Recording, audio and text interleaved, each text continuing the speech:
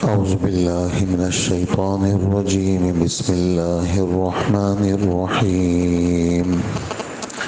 فآمن له لوط وقال إني مهاجر إلى ربي إنه هو العزيز الحكيم.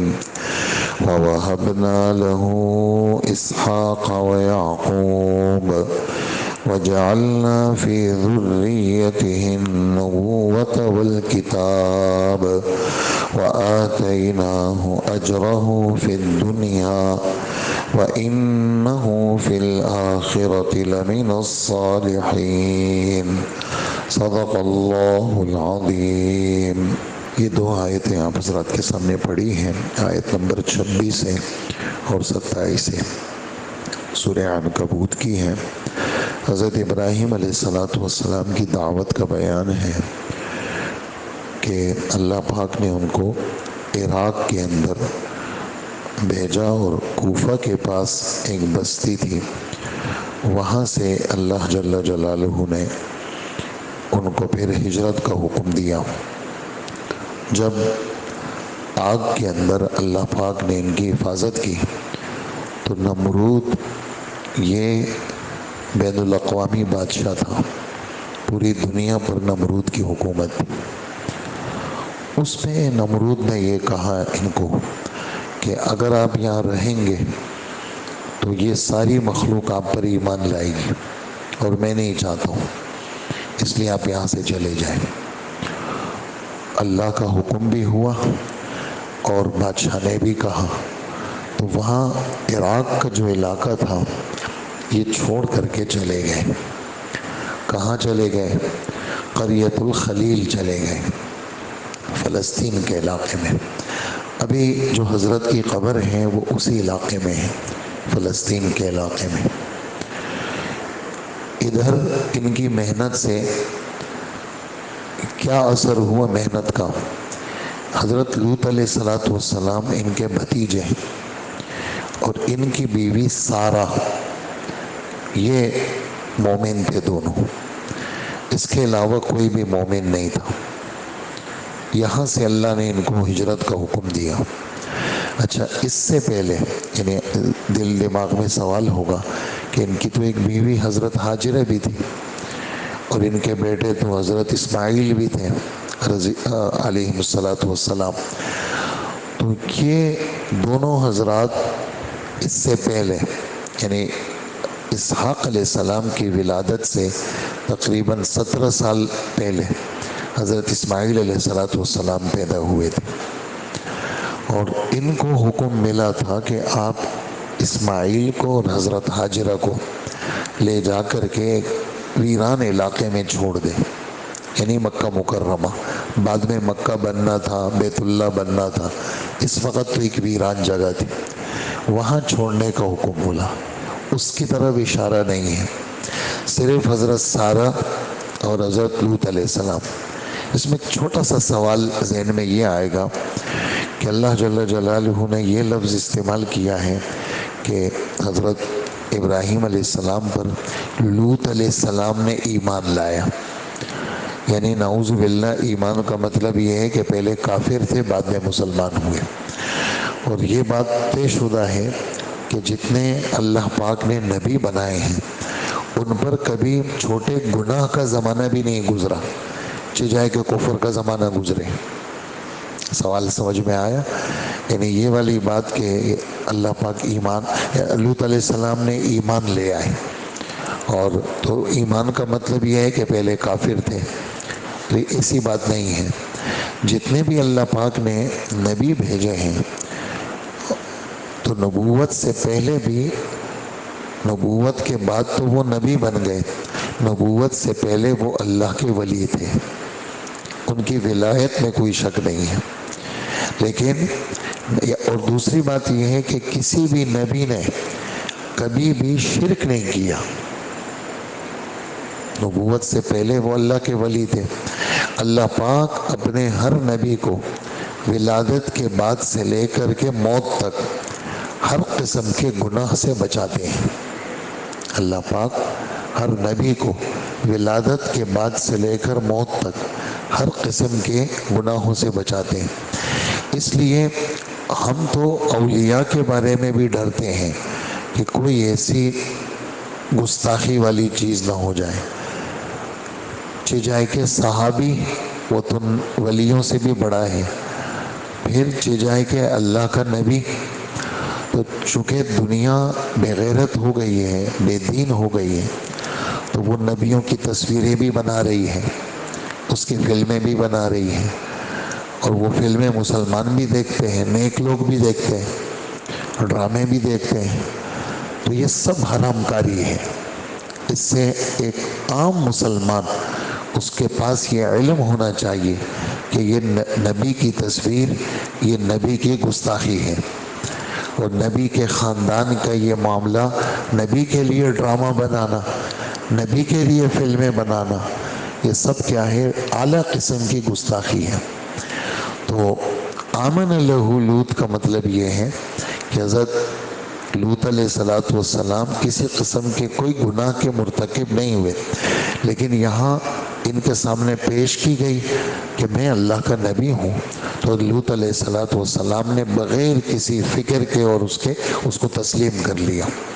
تو دو شخصیت مسلمان تھی، ایک حضرت سارہ، ایک حضرت لوط علیہ السلام۔ اس وقت لوط علیہ السلام پیغمبر نہیں ہے، یہ اپنے چچا کے ساتھ، ابراہیم علیہ السلام چچا ہیں، کس کے؟ لوط علیہ السلام کے۔ لوط علیہ السلام ان کے بھتیجے ہیں۔ یہ حضرات ہجرت کر کے کہاں چلے گئے؟ عراق کے کوفہ کے پاس ایک بستی تھی، کاف واو فے الف، کوسا نام کی بستی تھی۔ اس بستی سے ہجرت کر کے فلسطین کے علاقے میں تشریف لے گئے، اور ان کا قصہ اللہ پاک نے نہیں چھیڑا، کن کا؟ حضرت اسماعیل اور حضرت ہاجرہ کا۔ اور ارشاد فرمایا ابراہیم علیہ السلام نے کہ میرے رب نے مجھے جو حکم دیا ہے، میں اپنے رب کے حکم والی چیز کی طرف ہجرت کر رہا ہوں، اور میرا رب قابل اقتدار ہے، زبردست ہے، غالب ہے، اور میرا رب کیا ہے؟ وہ حکمت والا ہے۔ میرے رب کی مرضی ہے، جہاں مجھے بھیجیں گے وہاں میرے رب میرے ساتھ ہے، وہاں میرے پریشانی کی بات نہیں ہے۔ اللہ کی زمین بڑی ہے، ہم اللہ کے دین کی خدمت ہر جگہ کریں گے۔ اگر یہاں حالات سازگار، مکہ مکرمہ میں حالات سازگار نہیں تھے، مدینہ بھیج دیا۔ مکہ مکرمہ میں حالات سازگار نہیں تھے، حبشہ بھیج دیا، تو مدینہ بھیج دیا۔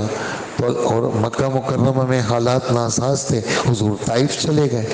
تو جہاں اللہ کے دین کی بات پہنچ جائے وہاں پیغمبر جاتے تھے، اور اللہ کے بھروسے پہ جاتے تھے۔ پھر اللہ پاک فرماتے ہیں چونکہ یہ امتحان تھا، ایک بیوی مکہ میں اپنے چھوٹے بچے کے ساتھ، وہاں بھی کوئی کھانے پینے کا کوئی بندوبست نہیں، اور ایک بیوی حضرت سارہ یہ ادھر آ گئی، تو اللہ پاک، اور حالات مسلسل چل رہے ہیں، کب سے؟ بچپن سے آزمائشوں کا ایک سلسلہ ہے، اور اس آزمائشوں کا بیان پہلے پارے میں ہے۔ وَإِذِ ابْتَلَىٰ إِبْرَاهِيمَ رَبُّهُ بِكَلِمَاتٍ فَأَتَمَّهُنَّ، اللہ پاک نے حضرت ابراہیم علیہ السلام کو چند چیزوں کے ساتھ آزمایا۔ ابراہیم علیہ السلام نے وہ ساری چیزیں پورے کر لی، اور اللہ جل جلالہ نے کیا فرمایا؟ ابراہیم ہم تجھ کو امام بناتے ہیں، ہم تجھ کو کیا بناتے ہیں؟ امام بناتے ہیں۔ آپ نے ہماری جو چاہتیں تھیں اور جو چیزیں تھیں وہ آپ نے پوری کر لی، ہم آپ کو امام بناتے ہیں۔ تو امامت کی تفصیل کیا ہے وہ بھی آپ سنیں گے کہ امامت کی تفصیل یہ ہے کہ دنیا میں بھی انعامات کا سلسلہ، انعامات، ان کی برکت سے بیت اللہ بنا۔ بیٹے نے مزدوری کا کام دیا، انہوں نے مستری کا کام کیا، ان کے پاؤں کے نشانات قیامت تک کے لیے محفوظ کر لیے، اس جگہ کو نماز پڑھنے کی جگہ بنا دی۔ وَاتَّخِذُوا مِن مَّقَامِ إِبْرَاهِيمَ مُصَلًّى، اور قیامت تک ان کا نام زندہ کر لیا۔ اور حیرانگی کی بات آپ سنیں گے، اللہ پاک نے اولاد میں کیسی برکت دی۔ یعنی جتنے بنی اسرائیل ہیں، وہ جتنے بنی اسرائیل، ہزاروں نبی آئے، جتنے بنی اسرائیل ہیں سب ابراہیم علیہ السلام کی اولاد ہیں۔ کیوں؟ اسرائیل یہ یعقوب علیہ السلام کا نام ہے، اور یعقوب علیہ السلام حضرت ابراہیم علیہ السلام کے پوتے ہیں، اس لیے کہ یعقوب بیٹے ہیں کس کے؟ اسحاق کے، اسحاق بیٹے ہیں کس کے؟ ابراہیم کے۔ اچھا، ادھر سلسلہ بنی اسرائیل کے نبیوں کا یہاں سے چلا شام کے علاقے میں۔ آپ دیکھیں گے اس وقت بھی شام کے علاقے میں اسحاق علیہ السلام کی اولاد، یعقوب علیہ السلام کی اولاد آج بھی ہے، چاہے وہ یہودی ہوں عیسائی ہوں، لیکن ان کی اولادیں ہیں۔ اچھا، ادھر اسماعیل علیہ السلام، ان کی اولاد میں اخیر میں جا کر کے بنو ہاشم قریش پیدا ہوئے، اور ان میں محمد صلی اللہ علیہ وسلم پیدا ہوئے۔ گویا کہ بنی اسماعیل وہ بھی ابراہیم علیہ السلام کی اولاد، اور بنی اسرائیل وہ بھی ابراہیم علیہ السلام کی اولاد۔ اور خدا کی شان آپ دیکھیں، ہر آدمی آج بھی ابراہیم علیہ السلام سے محبت کرتا ہے اور اپنی نسبت کرتا ہے۔ تو پوری دنیا کے اندر اس وقت جتنی نبوت ہے وہ سب ابراہیم علیہ السلام کی اولادیں ہیں۔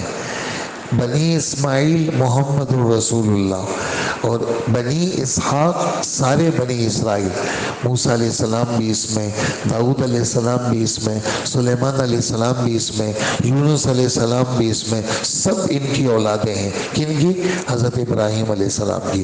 تو یہ تھا، اللہ پاک نے دنیا میں بھی ان کو بڑا مرتبہ دیا اور آخرت کے اندر بھی۔ اور اس وقت کہاں ہے وہ بھی آپ سن چکے ہیں معراج والے قصے میں، کہ 7ویں آسمان پہ بیت اللہ کے بالکل سیدھ میں بیت المعمور ہے، اور وہاں ٹیک لگائے ہوئے ہیں، اور مسلمانوں کے جو بچے بچپن میں وفات پا جاتے ہیں ان کے پاس ہوتے ہیں۔ یعنی اللہ جل جلالہ نے پہلے دن سے لے کر اب تک کیا کیا مراحل اور کیا کیا مراتب دی ہیں، اور دعا میں ایک جملہ انہوں نے مانگا وہ آپ سن چکے ہیں، ہمارا 19ویں پارے میں گزرا ہے کہ وَجَعَلْ لِي لِسَانَ صِدْقٍ فِي الْآخِرِينَ، اے اللہ سچی زبان بعد میں آنے والوں کے لیے ہمیں سچی زبان دے دیں، یعنی لوگ مجھے اچھے نام سے یاد کریں۔ تو یہ ان دو آیتوں کا خلاصہ ہے۔ اللہ پاک ہمیں بھی نیک نامی نصیب فرمائے، اور ہمیں بھی مرتے دم تک اور ہماری وفات کے بعد بھی لوگ ہمیں اچھے نام سے یاد کریں، اور ہمارے بچوں کو اللہ بے دین نہ بنائے، ہمارے بچوں کو نمازی بنائے، پہلی صف کا نمازی بنائے، دیندار بنائے۔ پیسے تو جو مقدر میں ہے وہ ملتے ہیں، وہ کوئی چھین نہیں سکتا، مقدر والی چیز اللہ لازماً دیتے ہیں، لیکن اصل تو دینداری ہے کہ ایمان مل جائے، عمل مل جائے، ہمارے بچے نیک بن جائیں، ان کے نصیب اچھے ہو جائیں، اور ان کو اللہ جل جلالہ بے دینی سے بچائے، ان کو سنت کے اور دین کے پھیلانے والا بنائے، نہ کہ سنت کو مٹانے والا بنائے۔ اللہ ہمیں عمل کی توفیق عطا فرمائے۔ تو یہ فرما رہے ہیں، دو آیتوں ذرا سن لیجئے۔ وَآمَنَ لَهُ لوط، حضرت پھر لوط علیہ السلام کا تھوڑا سا تذکرہ سن لیجئے، سن چکے ہیں آپ لوگ یہ بات، یہ دونوں تو چلے گئے، بلکہ تینوں، حضرت سارہ، حضرت لوط، حضرت ابراہیم ہجرت کر کے کہاں چلے گئے؟ فلسطین کے علاقے میں۔ پھر وہاں سے اللہ پاک نے حضرت لوط علیہ السلام کو بھیجا اردن کے علاقے میں۔ یہ نام سب بات کے نام ہیں، یہ فلسطین بھی بات کا نام ہے، بیروت بھی بات کا نام ہے، لبنان بھی بات کا نام ہے۔ اس زمانے کا نام شام تھا، اس زمانے کا نام کیا تھا؟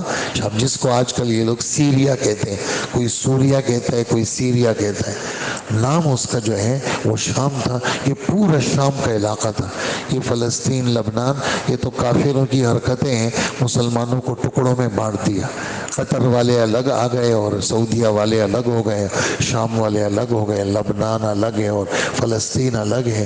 تو یہ ساری چیزیں تو کافروں کی ہیں، ورنہ یہ پورا ایک ملک تھا مسلمانوں کا، جو کہ کس نام سے تھا؟ شام کے نام سے تھا۔ تو حضرت لوط علیہ السلام کو اردن کی ایک بستی ہے صدوم، سین دال واو میم، اور عمورہ، عین میم واو را اور چھوٹی تا، عمورہ، ان علاقوں کی طرف حضرت کو بھیجا اللہ پاک نے، جس کا قصہ معروف و مشہور بار بار آپ حضرات سن چکے ہیں۔ فآمن لہ لوط، حضرت لوط علیہ السلام ان پر ایمان لائے۔ یہ نہیں تھا کہ پہلے سے کافر تھے، نعوذ باللہ، تفصیل میں نے ابھی آپ کو بتا دی۔ اور ابراہیم علیہ السلام نے فرمایا میں اپنے پروردگار کے حکم سے جہاں مجھے میرا رب حکم دیں گے میں وہاں ہجرت کروں گا۔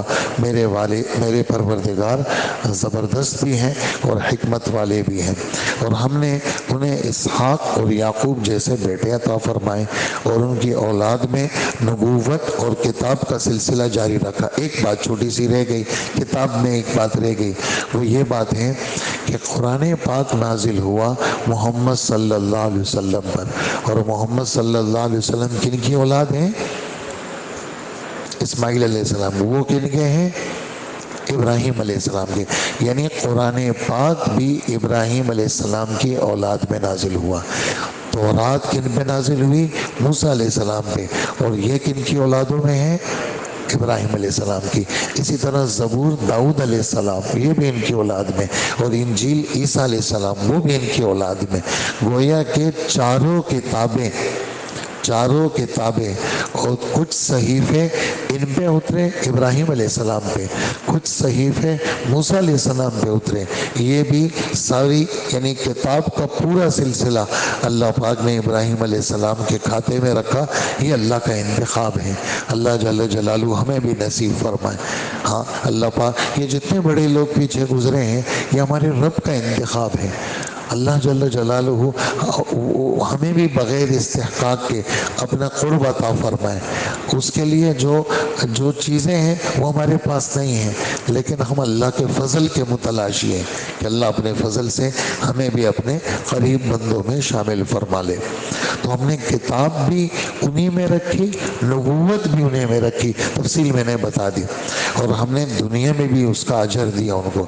اتنے سارے بیٹے اور بیت اللہ، اور قیامت تک لوگ جناب وہ طواف کر رہے ہیں۔ یہ ایک سلسلہ ہے، زبردست بات ہے یہ کہ لوگ اچھے نام سے یاد کر رہے ہیں، اور آخرت کے اندر بھی شائستہ لوگوں میں، اچھے لوگوں میں، جو اچھے لوگوں کی ایک جماعت ہے ان میں ان کا شمار ہوگا۔ اللہ پاک ہمیں عمل کی توفیق عطا فرمائے۔